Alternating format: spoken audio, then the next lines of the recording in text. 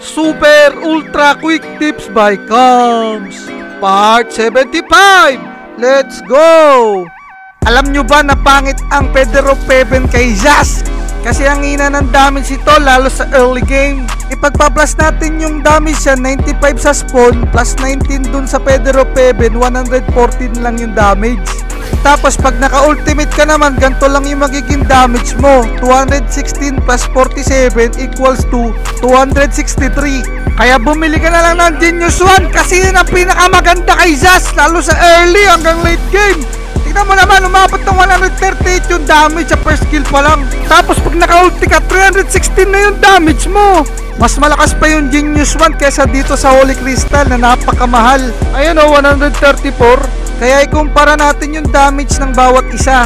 114 sa Pedro of Heaven, 138 sa Genius 1, at 134 sa Holy Crystal na napakamahal. Kaya ayusin mo na desisyon mo sa buhay mo, mag-Genius 1 ka na kay Zas.